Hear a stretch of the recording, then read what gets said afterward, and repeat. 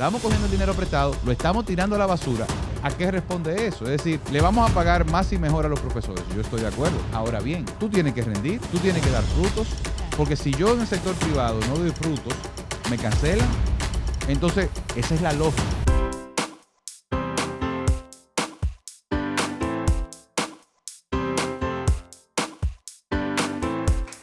Hola mis amores, yo estoy contentísima de poder reencontrarnos con ustedes a través de un nuevo episodio de este podcast La Esquina de Nava. Recuerde que usted debe suscribirse a nuestro canal de YouTube, se escribe Nava TV, TV tal como suena, T-E-B-E, para que así pues le lleguen las notificaciones cuando tengamos nueva producción. Y en Instagram estamos @La Esquina de Nava, así de simple. Hola corazón, ¿cómo estás? Hola María, feliz también de compartir con todos ustedes porque cada día estamos creciendo más tanto en nuestro canal de YouTube como en todas las redes sociales. Gracias por el apoyo en cada episodio. Así es, y en el día de hoy un conversatorio sumamente interesante que vamos a hablar en esta ocasión de política, pero él nos debe un conversatorio sobre el café. Más adelante pues le vamos a decir por qué. José Gregorio Cabrera está con nosotros, bienvenido a esta Gracias. La Esquina de Nava, el podcast.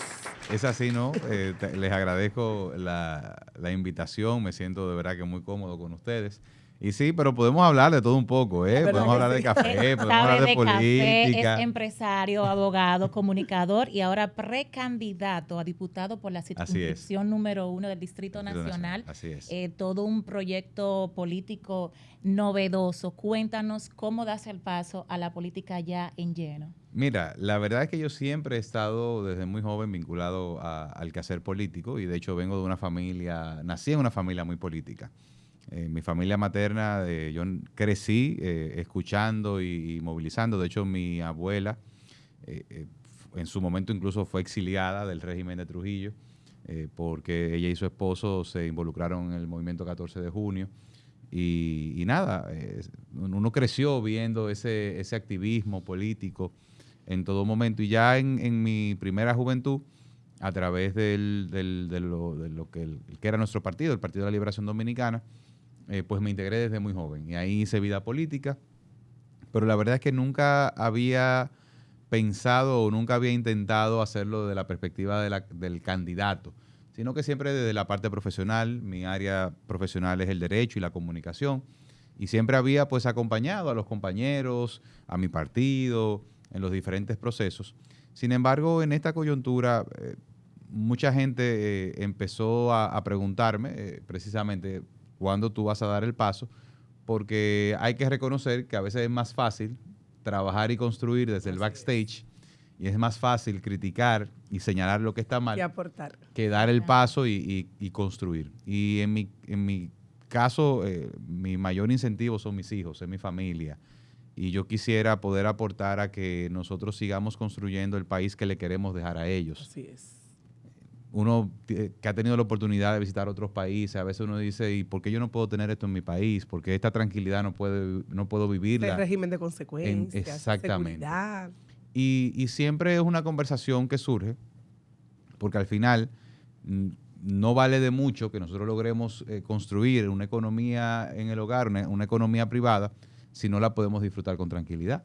Así es. Entonces yo creo que como generación nosotros tenemos el compromiso, tenemos la obligación de poner a la sociedad dominicana, al servicio de la sociedad dominicana, esos frutos de los cuales hemos sido beneficiarios. Nosotros somos el resultado de antepasados, de generaciones que se esforzaron, que se sacrificaron para que estudiáramos, para que pudiéramos echar hacia adelante.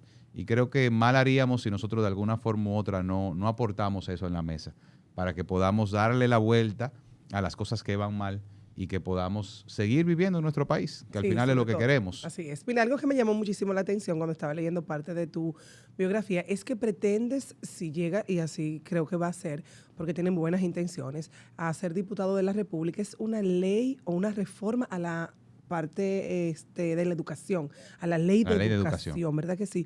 Una reforma profunda de la ley de educación. Y soy totalmente abanderada y cuentas ya con una aliada de antemano. Gracias. Porque yo soy de las que dice... Tenemos que cambiarte la cédula de Higüey para acá. Ya la cambié. Pues ya tenemos un voto aquí. Te di una primicia. Bueno. Después de 20 años, señores, yo cambié pues mi colegio electoral. ¿Hay algún interés? Hasta lloré. Dios alinea las estrellas. Eso era por esto. Tú ves, es así. Entonces te decía que soy una abanderada de que en nuestro país haya una reforma a esa ley de educación. Así es. Porque no es posible que estemos educando para un mundo que ya no existe, una juventud que tiene otra forma de ver y de pensar, y como tú bien mencionabas ahorita, una juventud que ya va a otros países y que hoy en día demanda una educación diferente. Por ejemplo, una educación vial, una educación en emociones, que se está hablando muchísimo de la salud mental, en finanzas. Me gustaría que tú me dijeras más o menos por dónde iría encaminada esa reforma. Mira, la ley de educación que tenemos hoy día es una mera declaración de principios. O sea, es un libro poético. Así es. En el cual no hay una agenda programática, no hay una dirección, ni siquiera...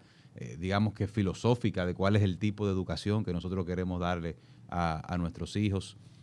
Y eso ha tenido como resultado que a 10 años de nosotros estar ejecutando el 4% para la educación. Ya tiene 10 años. 10 años, Dios, así es. Bueno, este año cumplió, en agosto del 2022, cumplió 10 años. Dios mío. Entonces, a 10 años, que es toda una década, es casi una generación completa, hoy día nosotros estamos peor que cuando no le dábamos el 4% de la educación.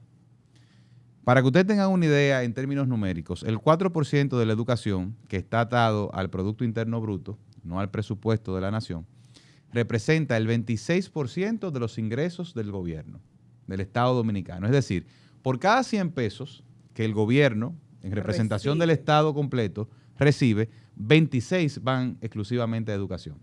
Pero como viene atado al PIB, que crece todos los años, ese presupuesto crece vegetativamente también todos los años, lo cual no es malo.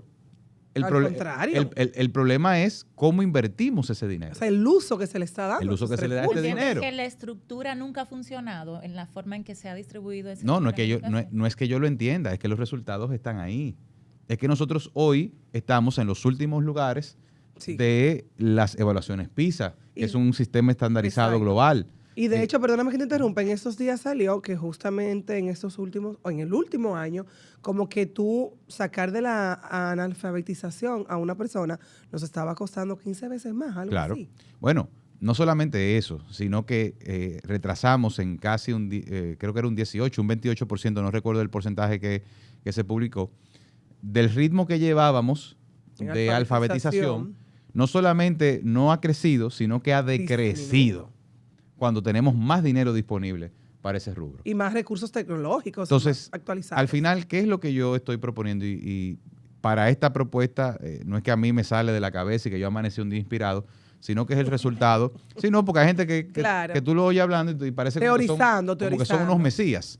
En nuestro caso, nosotros hicimos un profundo estudio de la situación educativa en el país y junto a grandes profesionales, no solamente de la educación, sino también de la economía, de la talla de doña Josefina Pimentel, de doña Germania Montaz, que son mentes iluminadas en sus áreas. Y una gran higüeyana tú tenías ahí como aliada. Bueno. Mi llamada Melo de Cardona. Y doña Ligia.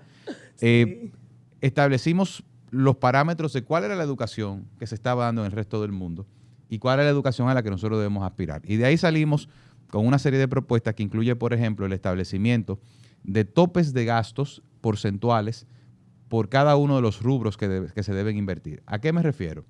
No es posible que en un año, porque a un ministro se le ocurra, el 80% del presupuesto se vaya en pago de nómina. Pero porque se le ocurra, o sea, el personal no está ahí. Sí, no, está bien, pero ¿a qué responde eso? Es decir, le vamos a pagar más y mejor a los profesores. Yo estoy de acuerdo.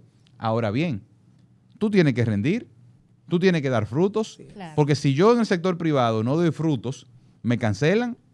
Entonces, el año pasado, por ejemplo, tuvimos una situación en la cual menos del 10% de los profesores aprobó el examen de nivel. Así es. O sea, yo siempre tengo una curiosidad. ¿quién forma los maestros que Hay están formando varias nuestros instituciones. hijos? O sea, no he visto, y disculpen mi ignorancia, de que salga un titular en los principales medios de comunicación que diga que nosotros mandamos a buscar unos especialistas a otros, a Suiza, por ejemplo, que la educación de Suiza. No me quites la palabra de la boca, porque precisamente ese es el siguiente Eso es parte del punto. plan, exacto. Cuando tú analizas el nivel de capacidad y de educación de nuestros profesores, tú entiendes cuál es el problema. Sí, y mira, yo no tengo nada en contra de los profesores dominicanos, pero tenemos que invertir en su profesionalización, en su capacitación y en su calidad de vida. Porque hemos entendido que la calidad de vida del profesor es pagarle más. No. Y en la realidad dominicana, ¿qué es lo que tú tienes? Profesores que no hacen nada y otros profesores que se están volviendo locos porque te llevan hasta 3 sesiones en un día. Con muchos muchachos en Y aula. desmotivados Con muchos muchachos también. en aula, desmotivados, con unos niveles de violencia dentro de las aulas, Sí, que simplemente dicen, no, espérate, Mátense ustedes. mátense ustedes. Porque se habla mucho, por ejemplo, de una reforma policial, de eso de el bienestar de los policías, del buen vivir de ellos, pero casi nunca se habla de esa parte de los maestros. Claro, ¿y qué es lo que a qué que nosotros aspiramos? A un sistema educativo que no deje a nadie afuera, que no deje a nadie detrás. ¿Por qué? Porque si estamos endeudando al país para nosotros meterle supuestamente dinero a la educación y ese dinero se está yendo a la basura, literalmente, el año pasado se quemaron más de 500 millones de libros. Que no entiendo por qué eso. Termina para que me cuentes por qué todos los años cambiamos los textos escolares. Porque es un negocio. Pero entonces los padres, nosotros, porque ya la mía pero ¿quién debe regular eso? Toca. Ya me toca. ¿Pero quién debe regular eso? El Estado Dominicano. El Estado Dominicano. Pero ahí tenemos un almacén lleno de tabletas electrónicas También, que no sabemos ¿qué ha lo que van a pasado hacer con ellas. ¿Pero por qué? Dinero a la basura. ¿Pero hace qué? 2 años o 3 años, no recuerdo el tiempo, podemos buscarlo en los titulares, se estaban pudriendo los zapatos y los uniformes en un almacén. Y no hay Eso. un organismo que regule. Sí, Navíe. Pero un Claro. organismo Rector, vigilante. privado Es que no es cuestión de organismo. Los organismos sobran. pueda vetar. No, es que los organismos sobran. Es que tú necesitas cuestión de una voluntad. ley que te ponga a ti un freno y que te diga, mira, la proyección de alumnos de este año son tantos cientos de miles de alumnos. ¿Cuántos uniformes tú necesitas? Bueno, 3 uniformes por alumno, eso da tanto. Tú no puedes comprar más de un 10% por encima de eso. Claro. Porque ¿para qué y para quién tú lo estás comprando? ¿Para tú beneficiar a un proveedor? Entonces, eso es fácilmente calculable. Bueno, ahora no tanto, porque O sea, Gregorio, tú tienes buenas intenciones. el censo lo tiraron a la basura, Yo pero bueno, espero ahí se perdieron 3 mil millones de pesos no más. te me dañes cuando tú llegues, porque de verdad necesitamos gente que vele por los intereses óyeme, vamos de nosotros. Vamos ya. al Congreso y vamos al gobierno como partido, en mi caso y en el caso de la generación que yo sé que me acompaña, a promover los cambios que necesitamos. En cuanto al currículum educativo, ¿qué se va a hacer? Mira, yo creo que nosotros tenemos que empujar un currículum basado en lo que se llama STEMs, que es ciencia, tecnologías y matemáticas. Exacto. Eso no significa que tú no tengas otro tipo de currículum para aquellas personas que tengan otro tipo de inclinación, pero nosotros tenemos que impulsar el tema de la ciencia, la tecnología y la matemática. ¿Por qué? Que son los tiempos actuales. Porque ese es el mundo en el cual nuestros hijos se están integrando. Exacto. Esa es la realidad. Entonces, cuando tú sacas a un muchacho, y por eso te decía ahorita lo del tema de tú tirar el dinero a la basura, el Estado sale a buscar dinero prestado. Coloca bonos, coloca papeles financieros de deuda, N cantidad de instrumentos financieros. Ese dinero lo toma y lo lleva a educación. Se supone que eso debería ser una inversión. ¿Por qué? Porque en 10, 15, 20 años, esa generación que salió de ahí es la que va a generar las ganancias para pagar los impuestos que te van a permitir repagar esa deuda. Esa es la lógica. Ahora, en la República Dominicana lo que está pasando ahora mismo es que estamos saliendo, estamos cogiendo el dinero prestado, lo estamos tirando a la basura y esa generación que va a salir en 10, 8, 15 años de las escuelas no va a tener la capacidad de generar el suficiente valor agregado a la economía dominicana como para que nosotros podamos pagar esa deuda. O sea, que fue una inversión fallida. Entonces, a lo que yo me refiero con la reforma de la ley es que es una ley que tiene que mirar 20 años hacia adelante. 20 años hacia adelante. Pero además tú tienes un tema fundamental que a mí, en mi caso, me toca muy de cerca porque uno de mis hijos tiene autismo. Ahí va. Eso es un tema en este país. Las familias que no tienen la capacidad de producción para cubrir las necesidades básicas de una persona con autismo en la República Dominicana tienen dos caminos. O uno de los padres deja de trabajar Para cuidarlo. O lo lleva a medio tiempo, Es muy cuesta arriba. a ver dónde se lo aceptan. Y es un tema que a mí me toca porque tengo una persona muy cercana, una de mis mejores amigas, tiene un niño de 5 años con autismo y tú no te imaginas cómo es para nosotros poder ingresarlo a un centro educativo. Y la cantidad de personas que a uno se le acerca con este tema y me dice, miren, en el colegio tuyo lo aceptan. Y yo sí, pero con una maestra sombra. ¿Y Claro. cuánto te cuesta una maestra sombra? 20,000 pesos mensuales, en promedio. Entonces, ¿qué va a hacer el Estado Dominicano con Exact- estos padres? Porque eso es exactamente. una ¿Tú realidad. sabes ya. cuánto le Está muy de costaría? frente. No es una moda, es una realidad. No, es una que el Estado realidad. Dominicano Es- a sus ciudadanos es- tiene que darle es una una solución. realidad. ¿Cuánto le costaría al Estado Dominicano desarrollar un plan piloto para entrenar, contratar y mantener a un panel de maestras sombra, maestras acompañantes para ese tipo de niños? Menos de un 5% del presupuesto de educación. Y maestras hay. Menos del 5%. Y el personal Ya está, porque hay muchas maestras O sea, que están en su casa. Estamos haciendo hablando nada, porque no hay aproximadamente, plazas. mira, estamos hablando aproximadamente de unos 5.500 millones de pesos al año. Que eso es, Nada. 4 puntos y pico, menos del 5% del presupuesto dedicado Menos a del educación. 5%. Para tú atender a una población crítica, Sí. que no solamente es el bienestar del niño y en el cual cada día que tú pierdes es un día menos en tu posibilidad de llevarlo a poder vivir una vida medianamente Exactamente. normal, Así es. sino que además estás impactando la capacidad productiva de esa familia. Porque se habla de un bono para la parte No, económica de no. la familia, pero es como tú bien dices. No, un es que día no. en la casa con el Un niño bono, Es un casi retraso. Un mes de retraso sí, en su aprendizaje. ¿un bono para qué? Para más corrupción, para más clientelismo. Nosotros no necesitamos más bonos. No, nosotros lo que necesitamos son Soluciones políticas reales. públicas bien analizadas, bien estudiadas, proyectadas en el tiempo, que nos permitan a nosotros decir cuál es el país que nosotros queremos en 10, 15, 20 años. Así es. El salto cuantitativo y cualitativo que dio la educación dominicana entre los años finales de los años 80 y principios de los años 2000, ¿a qué se debió? Al plan decenal de educación. Y tú me podrás decir, bueno, pero las pruebas nacionales son un disparate, bueno, pero ¿Tú estás de acuerdo con las pruebas nacionales? yo estoy de acuerdo con un sistema de evaluación que nos permita a nosotros identificar las necesidades que tienen los estudiantes para ser reforzadas. Pero no, o sea, en lo personal. Las pruebas nacionales, como las tenemos diseñadas hoy día, No entiendo que ayuden no, a nada. no hacen nada. No hacen nada. O no tienen un Ninguna impacto. validez. Exacto. Por ejemplo, ¿cómo funciona ese tipo de evaluación? Por ejemplo, mis hijos lo pasan cada 3 meses. Cada 3 meses tú le haces lo que se llama un placement test o un análisis, un examen de análisis de situación que te dice, de el currículo de matemática, este niño en esta etapa debería manejar X, Y y Z conceptos. Pero cada 3 meses, no cada 4, no una vez en la vida, cada. ¿Cuáles 14 maneja? años. Bueno, mira, maneja este y este. Ah, bueno, pues entonces, ¿cuáles son los que hay que reforzarle? Este y este. Porque tampoco se trata de tú pasarle un examen al muchacho para quemarlo, Exacto. sino Que no simplemente tiene sentido esa- para tú esa forma de analizar evaluar.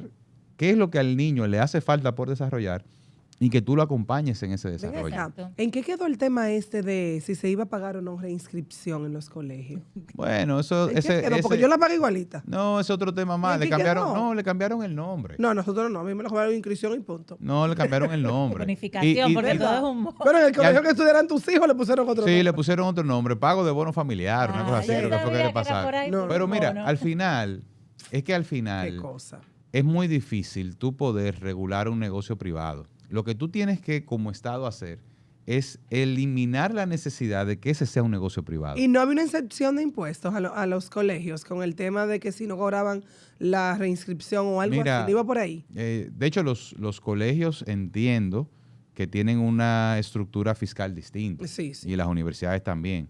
Pero es que vuelvo y te digo, mientras haya una necesidad de que todo padre que quiera que su hijo tenga una mejor vida tenga que llevarlo a un colegio privado, siempre va a ser un negocio. Señores, Exacto. y parece mentira, Punto. pero yo estudié en una escuela pública, en un liceo público, y yo te puedo decir... ¿En qué? Perdón, No, yo soy súper joven. Para que no te caiga la cédula. No, tranquilo. Yo me gradué del liceo en Higüey en el 2003, porque yo vine aquí en el 2004. Pero tú me y yo estudié óyeme, durante los gobiernos del presidente Fernández, Hipólito Fernández. Me acabas de dar la razón. Sí. Es decir, Y estudié en una escuela pública. Tú eres de una generación Sí. que vivió los beneficios de una época de planificación educativa. Así es. Y yo Eso es todo. recuerdo que en uno de mis años de bachillerato yo era el número 60 en el curso, o sea, que había más de 60 que había. estudiantes. Ya tú sabes. Y mis maestras, o sea, todavía nosotros hacemos lo que son los recuentos escolares y nosotros somos excelentes profesionales en diferentes áreas. Sí. Y mis maestras eran unas buenas maestras. ¿Qué ha pasado? ¿Por qué ha colapsado el ¿Tú sistema sabes qué pasa público? también? No tan solo en el aspecto de la educación, pero aquí hay una mala percepción. Los ciudadanos no quieren consumir los servicios públicos. Bueno, porque no No, es pero bueno, pero- mana, pero- tampoco. Entonces, Mira los escándalos que salen en las Pero escuelas óyeme, yo públicas. quisiera, o sea, la aspiración mía Hasta sería yo. que mis nietos, pero deben de hacer el intento. mis porque hijos no, todas pues ya están mis allá. hijos no le va a dar tiempo, pero que mis nietos pudiesen ir a un sistema público escolar. Así es. Yo, Esa yo sería mi quisiera para aspiración. economizarme esos chelitos, porque mira, Óyeme, esa sería... un Porque colegio privado aquí es costoso. cuando tú analizas el proceso de construcción de riqueza en la clase media, en cualquier país, ¿qué tú te vas a encontrar? Que la construcción de riqueza familiar en una clase media solamente se puede lograr cuando hay un excedente de ingresos que le permita algún tipo de inversión. Es así. Mientras una familia viva lo comido por lo servido, Se llama el círculo de las ratas de Robert Kiyosaki. exactamente, el Pago, raco... pago, Pago, tarjeta de crédito, casa, Y vuelvo a lo colegio, y mismo. vuelvo a lo Pero mismo. ¿por qué? Porque tú tienes, primero, un costo de primera vivienda, o sea, un costo inmobiliario muy alto, Muy alto. un costo escolar muy alto y un costo de la vida muy alto. Entonces, tú tienes que vivir. Claro, sobrevivir, que aquí no estamos viviendo. Bueno, de hecho, ese es mi lema de campaña. ¿Cuál? Que decidas vivir y dejar de sobrevivir. Exacto. Porque eso es lo que estamos haciendo. Sobreviviendo. Sobreviviendo. ¿Entiendes? Hablando de campaña, al inicio dijiste, bueno, que empezaste en el PLD. Así es. ¿Por qué no representar ahora el PLD en una contienda Mira, política y hacerlo desde la Fuerza del Pueblo? yo soy miembro fundador de la Fuerza del Pueblo y fui de los principales abanderados de que ya el modelo PLDista había fracasado, había colapsado. Esto que yo estoy haciendo hoy, que es aspirar a una posición de representación en una de los distritos electorales más importantes del país, Sí. y digo más importante no es porque sea mejor o peor que cualquier otro, Es la capital de la sino República. por la cantidad de personas que viven aquí en el Distrito Nacional, casi 1 millón de personas Sí. solamente en el Distrito Nacional. Y esto para mí hubiese sido imposible en el PLD, ¿Por qué? porque el nivel de anquilosamiento de las estructuras de poder había llegado a un punto tal que para tú Que no poder le daban paso a aspirar, la nueva generación, no había relevo, la OTAN no le daba tú relevo. tenía que Entiende ser- no hay forma de... tú tenías que ser o mujer de, o hijo Yo de, tengo una teoría. o primo Te de, ayudo un chin. o asistente Cuna, de. cama o casta, yo le llamaba. Exacto. Gracias. Mira, buena. La voy a acuñar. Te la voy a robar. Es que lamentando el caso es así. Pero es la realidad. Para usted en el PLD poder obtener un puesto político, lo que sea, usted tenía que venir de una gente, ser mujer de fulano o whatever, pero tener como una coyuntura, o de un una hijo de Machepo, casa. Un padrino. un padrino, un hijo de Machepo, un allegado. I'm so sorry Sí, for sí, sí. you. Entonces, pero eso representaba un tapón de desarrollo Así es. para un partido que como partido al que yo ingresé, era el partido con los ideales más progresistas. Exacto. Cuando digo progresista no me refiero a la agendita esta, aquella, Sí, no. sí, sí. Me refiero a progresista de libertades, de derechos, los De de innovación. igualdad. Los principios de Juan personas. Bosch. Entonces, al final, si tú entras a un partido, que esos son los principios, y eso no se está cumpliendo, ¿qué tú haces ahí? Así es.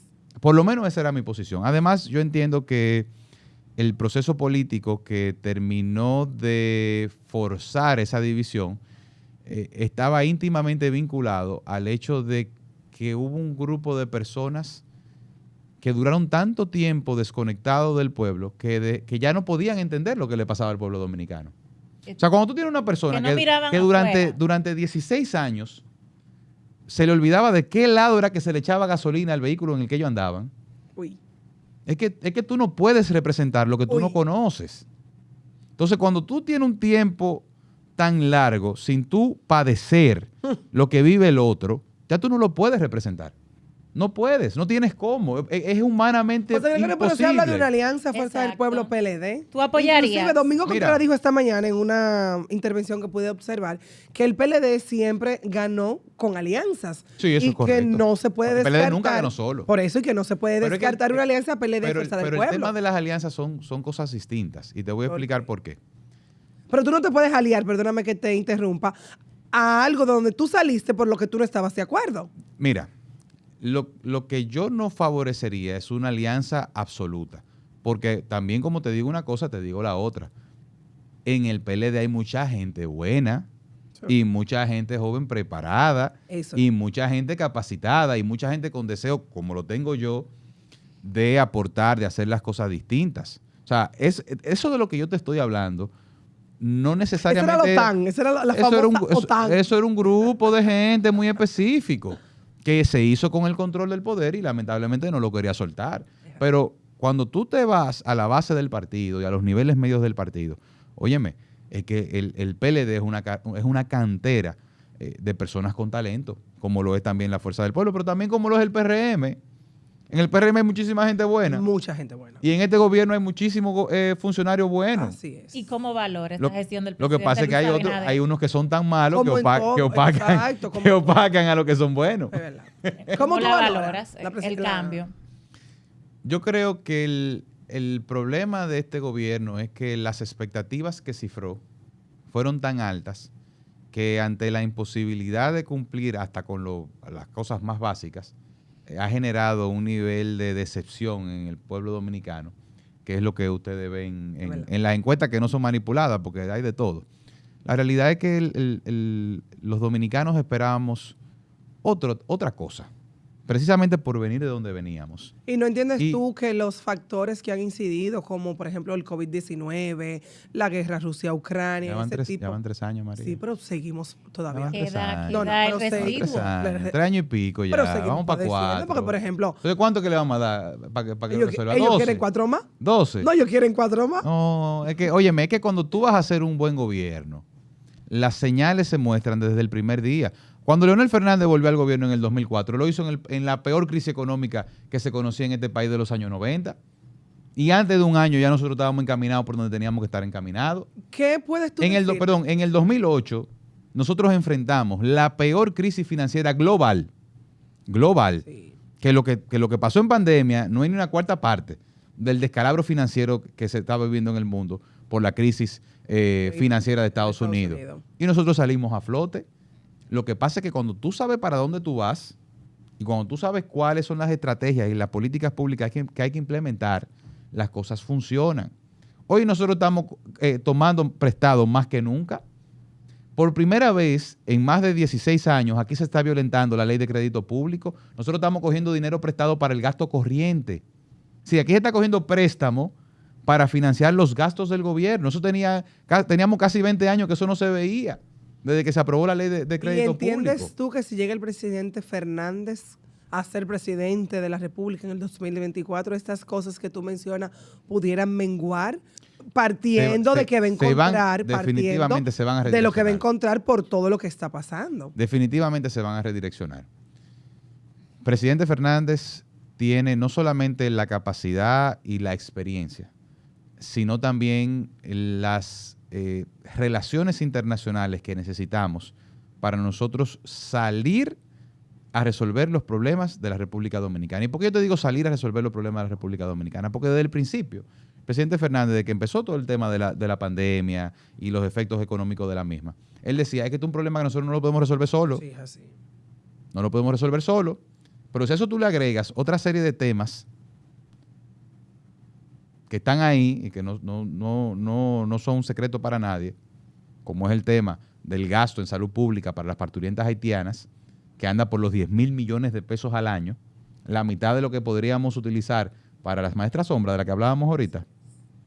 Entonces hay una serie de temas a los que no se le han puesto el hincapié que debería ponérsele. No se le ha puesto. Tenemos más turistas que nunca. Y yo te pregunto. El turismo ha Sí, mejorado. sí, tenemos más turistas que nunca. Ahora yo te voy a hacer la siguiente pregunta. ¿Qué están comiendo esos turistas? Porque el campo dominicano está quebrado.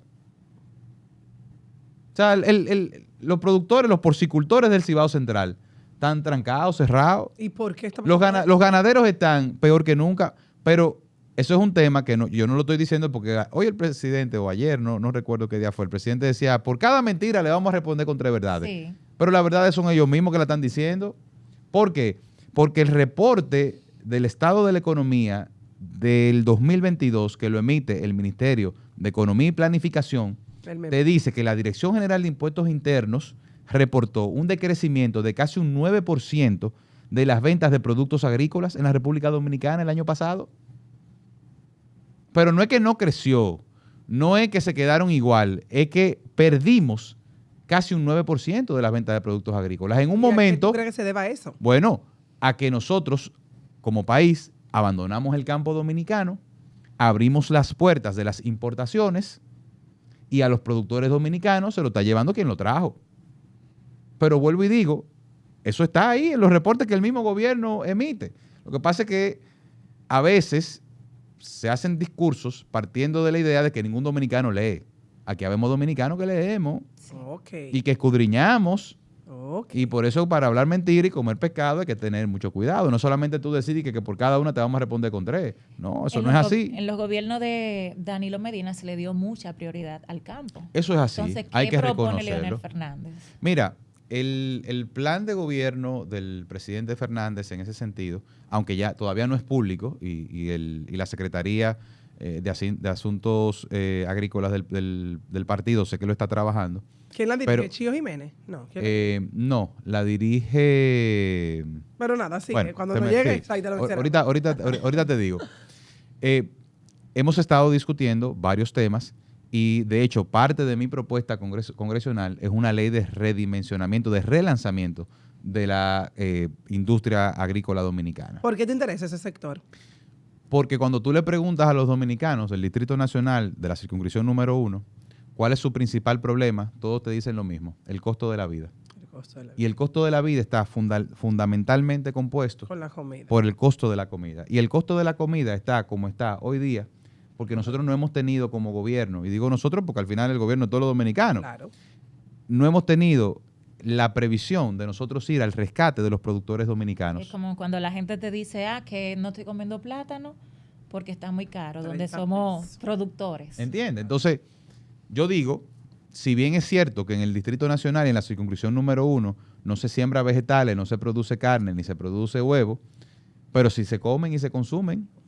Entonces nosotros tenemos que asegurarnos que en los próximos años se ejecuten desde el presupuesto nacional los incentivos necesarios, no necesariamente fiscales, porque todo el mundo de acá habla de incentivos piensa que son incentivos fiscales. No. Óyeme, es invertirle al campo. ¿Qué necesitamos en el Cibao Central para relanzar la industria porcicultora? Tenemos que instalar una fábrica de alimentos, vamos a instalar una fábrica de alimentos. Tenemos que instalar más sistemas de reguío, vamos a instalar más sistemas de reguío. Pero no es posible que nosotros sigamos, además, sacando rubros de nuestro campo sin ningún tipo de valor agregado. Aquí se exporta mango y ese mango se va a Estados Unidos, para ponerte un ejemplo. Y en Estados Unidos ese mango se procesa, se hace mermelada, se hace dulce, y te lo devuelven para atrás. Y tú lo pagas aquí con ITEVI. ¿Por qué ese valor agregado no sale de aquí? Es verdad. ¿Por qué no lo producimos aquí y lo mandamos ya procesado desde aquí? Pero yo te voy a poner el mejor ejemplo y ustedes se van a identificar. ¿De dónde sale el mejor cacao orgánico del mundo? ¿Y dónde se vende en Suiza para hacer chocolate, señores? Y dicen ellos, nosotros tenemos el mejor chocolate del mundo, pero nadie el cacao dice. Es mío. Entonces, ¿cuál es la materia prima fundamental del mejor chocolate del mundo? El cacao dominicano. El cacao dominicano. Entonces, ¿por qué nosotros, qué tienen los suizos? Que no tengamos nosotros. Muchas cosas. Pues pero vamos a conseguir. No María, pero entonces vamos a desarrollar esas cosas. Sí. ¿Es maquinaria? Bueno, pues mandemos un grupo de expertos a entender cuáles son las maquinarias que se necesitan para que los productores dominicanos podamos agregar ese valor al producto que nosotros sacamos de nuestro campo. Tiene que ver también con ese complejo de Guacanagaritz, que lo que viene de afuera es mejor de los de adentro. Sí, pero que ya nosotros tenemos que olvidarnos como de eso. no valorar también. Óyeme, la yo industria. te lo voy a poner más fácil. Aquí a nadie se le ha ocurrido viajar a Suiza, donde está la fábrica de una marca muy famosa que se llama Lindt. Yo soy chocolatera. Me leíste la mente. Entonces, nadie se le ha ocurrido ir a sentarse con la CEO de Lindt y decirle, venga acá, doña, ¿cuánto le cuesta a usted la fábrica esta? No, tanto, y entonces yo pago tanto. ¿Cuánto habría que darle a usted para que la instalemos en San Francisco? Ay, sí. O aquí en Yamasá. O en Yamasá. De Plata, que se produce un cacao excelente. No sé si me explico. Entonces, a veces yo no sé si es como así. falta de idea, falta de iniciativa. Porque Falta de voluntad. o falta de quizás. voluntad. Sí, porque se viaja a otros países para no Entonces, copiar, pero sino para entonces, tener referencia oye, del modelo de turismo. Pero yo te por voy a decir ejemplo, una cosa. Colombia. Y yo sé que tenemos casi que irnos, que el tiempo es un tirano. Ya, y ahí veo que me están haciendo más Es que más está señas la que conversación. un DGC. Sí. Un modelo como ese incluso nos genera lo que se llama créditos de carbono. ¿Por qué? Porque ese combustible que afecta el medio ambiente, que se gasta llevando ese cacao para Suiza, para después de ahí fabricarlo, para después de ahí distribuirlo, tú te lo ahorras. Eso es cierto. Pero baja el precio de producción, hay más ganancia, pero además esa ganancia se genera aquí, eso es mano de obra dominicana, eso es transferencia de tecnología, transferencia de conocimiento. Entonces, ¿qué es lo que estamos esperando para nosotros relanzar y revitalizar la industria del campo dominicana? Yo espero que muchos jóvenes, porque tú eres un hombre joven, ¿verdad? Estamos ahí, Como estamos. tú, lleguen al Congreso y que de verdad nos puedan representar, pero más que ese cliché de soy la voz de lo que no Exacto. tienen voz, que esas ideas que tú tienes se puedan implementar y se puedan crear alianzas público-privadas. Claro. Y como tú mencionabas, ese tema de las relaciones internacionales, por fin se puedan concretizar. Es así. José Gregorio, tus redes sociales Bueno, y nos quizás pueden- una actividad que tengan estos días para Sí, la sí, sí, gente sí. Bueno, nos pueden pueda encontrar. compartir contigo.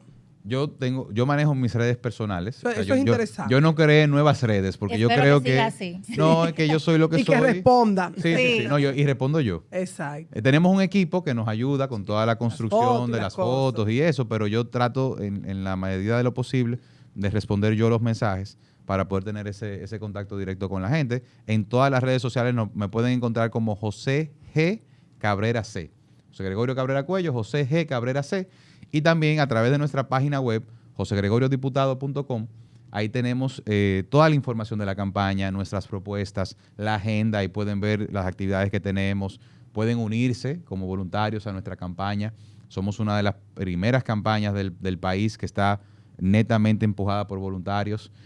Pueden donar, si necesitan. Ok. También, ahí Eso pueden es hacer, importante. pueden hacer eso sus es donaciones. importante, claro. Sí, porque también hemos querido desarrollar una campaña que no esté atada ni a intereses oscuros, Muy ni bien. a dineros Muy bien. mal habidos. Muy bien. Nosotros Y que ese somos- es el tipo de gente que queremos llevar al Congreso. Exactamente. Y que necesitamos en el Y le está dando Congreso. oportunidad también a otros jóvenes que quieren insertarse en la política. Y déjame decirte, mi comité ejecutivo de campaña, es decir, los directores de áreas, son todos hombres y mujeres de menos de 30 años y hay más mujeres que hombres. Como debe de ser. Bien, mujeres al poder.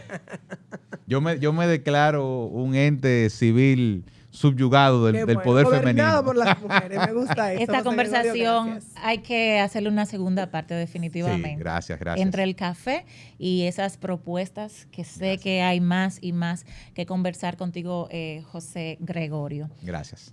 Una razón válida para votar por ti y cerramos.